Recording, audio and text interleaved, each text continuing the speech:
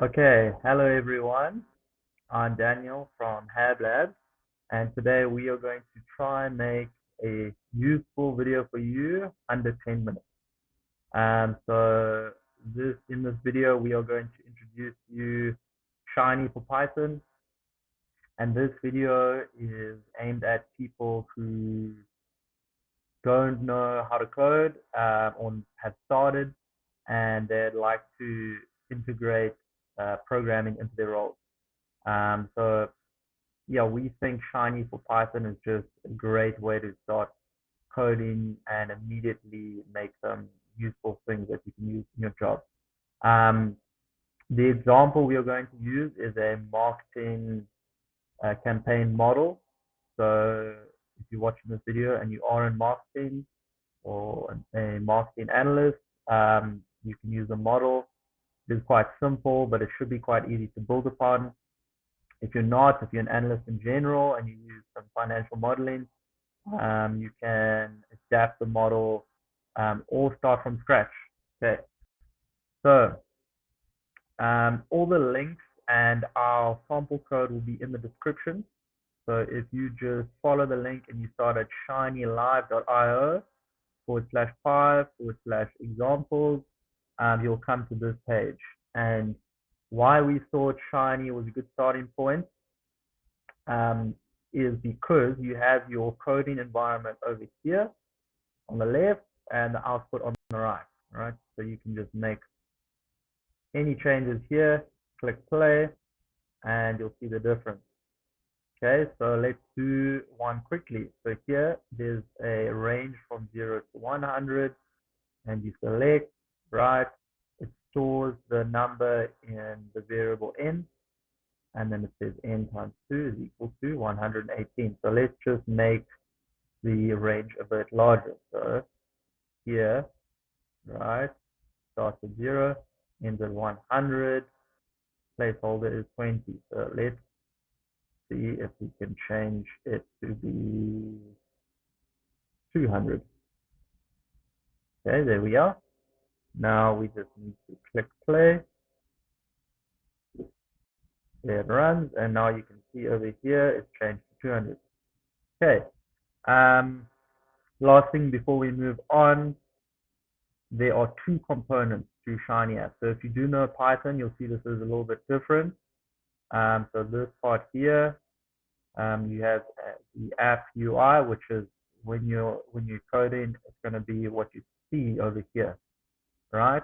And then over here, the server function, and you don't need to understand all of this just yet, because we're going to give you some sample code and you can just edit it in there, right? So the second part is the logic, which you can see over here. Okay, so it's calling the function text, right? And it's saying return, and this little F in front basically means whatever comes through the slider and is stored as this variable n.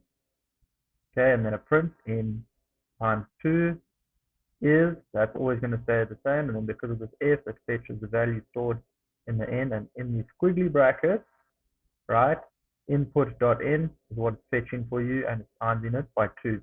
So here's your functional logic. Okay, so when you build your own model, if you get there, hopefully, we're going to include a link here to W3 Schools. It's also nice and interactive, and you can just build your basic functions here. If you know Python already, then the Shiny docs are excellent, and oh, sorry, wrong tab. You can just try all of these examples. Okay, let's scroll down. So yeah, you can import your own data through CSV. You can connect to Google Sheets. You can connect to API. Yeah, all your different inputs. So you can just click on these and build your own model from scratch. Okay, so we recommend just starting playing with these examples, playing with your code. If you need to play with your Python code, you maybe want to do it in the W3 Schools tab, then paste it back here, click play, until you find something that you want to keep, right? And then you can just download your Python file. Okay, before we move on, you've built a model and you want to share it with your team or your boss, right? Lovely. You just click share, and then over here, if it's your colleague and you want them to play with the code too, then you use the editor URL. If it's someone you just want to be able to see the model, then you use the application URL over there. Otherwise, if it's your colleague, they also just go to shinylive.io and you send them your Python app, right? So for example, if we click here, do a new one, opens up a new tab for us. You'll see the examples are gone on the left. This is the placeholder code. And now you have sent me your Python app. So I'm just going to upload it. So if I click this one, it's to upload it from a folder. If I have the file on my desktop, I'll just click that one. I'm going to go ahead and do this. Okay. And it's already in my directory. So I'm just going to click on this folder, select, and then you'll see now it's brought my code in here. And we're going to give it a second to load. It is all happening in the browser. It might take a little bit long, and maybe it'll speed up when I do this. Okay, let's give it 10 seconds.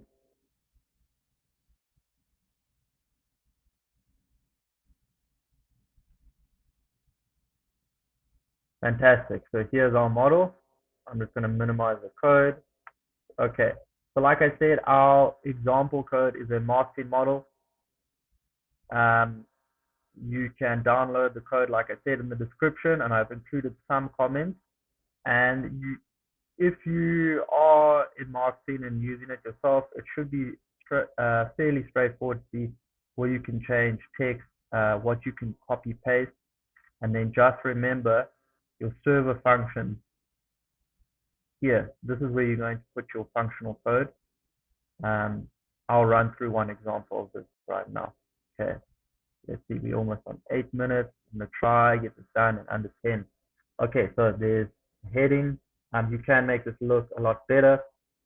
But the idea for this is for internal use. Okay.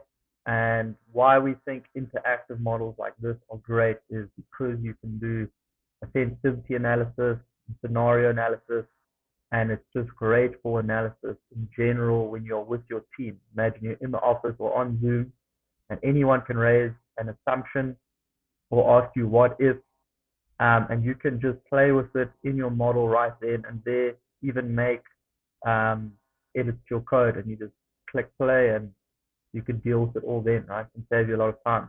Okay, so how does this look in our example? So we've got a marketing campaign. We've got 3 platforms, Facebook, Google Search, and YouTube. And you spend some money on each platform. 1,000 on Facebook, 1,000 on Google Search, 1,000 on YouTube. Okay. Usually when you set up these platforms, they give you an estimated number of impressions. Okay, so in this range over here, you can put that in there, or you can use your own best guess. So let's just put it around 3,000 for each, let's just say. Okay, then your click-through rate, how many people see your ad and click through and go to your site. We've got 8% for Facebook, we've got 15% for Google Search, and 7% for YouTube, right? So we add all of these up, right? 2,971 times 8%, and we do the same for these 2 platforms, and the total numbers, how many people visit our site. Okay, so what does this look like in the code? I must apologize. I think I'm going to exceed 10 minutes, but I'm going to go try to get as close as possible. Okay, so I've stored these numbers in the variable S for the budget, N for the number of impressions, and C for the conversion rate. So you'll see If there is S2, that's because it is for Google search. S3 will be for YouTube. And then when you go all the way down to the bottom, let's find something relating to cost. Here, cost per lead, which I'm going to get to next.